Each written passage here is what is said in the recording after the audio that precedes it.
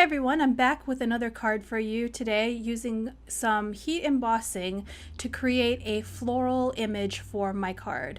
The key to this card is that I'm using multiple shades of heat embossing powder to create the coloration for my card. So to start, I'm using an Altenew stamp set, one of those stamp sets where you can layer the image on top of each other to create a more defined image. So here I'm stamping in Versamark clear ink and then heat embossing with this light pink powder.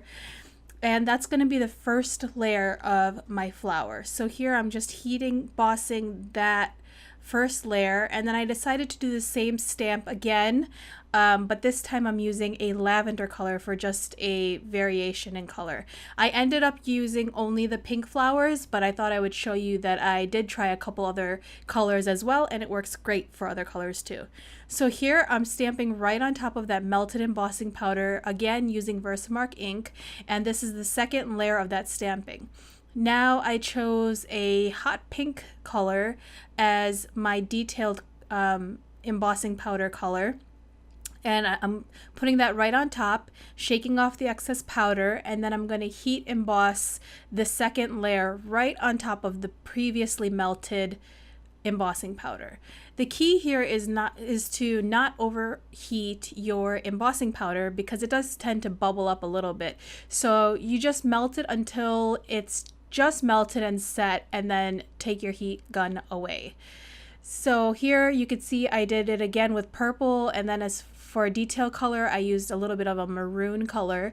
I did like it, but for this card I ended up only choosing the pink. This purple one is great as well, and I could probably make a separate card with those images as well. Now here I'm doing the same technique again, but I'm doing a leaf pattern from the same stamp set.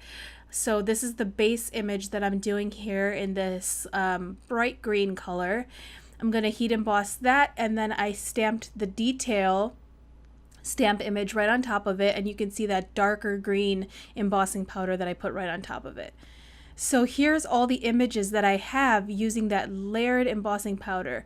Now I'm going to use some scissors and just start fussy cutting away on all those images because I don't have the dies to cut them out. Now, once that was done, I grabbed a piece of white cardstock and cut it at an angle. And then I used a double stick tape that's about 1/4 of an inch thick. And I'm using a technique that Jennifer McGuire actually talked about previously, which is just to put your embossing powder directly on top of that adhesive.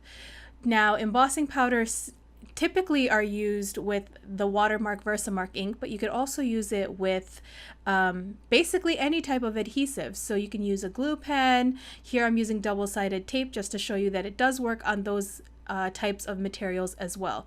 So here I'm just being sure to rub in that embossing powder really well into that tape, and then you can just shake off the excess, and you could leave it as is without embossing it because it does stay right onto your project, but I wanted it to settle in really well. So here I'm doing a couple more strips with the same embossing color just for added detail, and these strips I believe were about an eighth of an inch thick. So here again I'm rubbing those in and being sure to really get those little granules into the adhesive.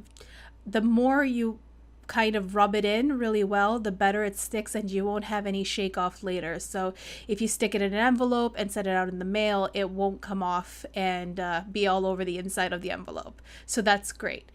Like I said, I ended up heat embossing it just a little bit. I touched some heat onto the image. Here you can see I'm just waving the heat gun over it. It's not fully melted. And then I just kind of put my pieces down and assembled the card. Using both direct adhesive onto the base of the card as well as some foam adhesive, so it gave it extra dimension. And then I used the Thinking of You sentiment also from Simon Says stamp set.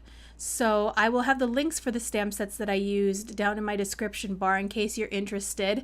And basically you can just use any embossing powder that you happen to have on hand in 2 different colors of the same of the same color, two different gradients is better to try out. You could also do two different colors entirely for kind of a more modern look to things. So give it a try and post any comments or questions that you have down below. I can't wait to see your projects and can't wait to hear from you. Have a good day. Bye.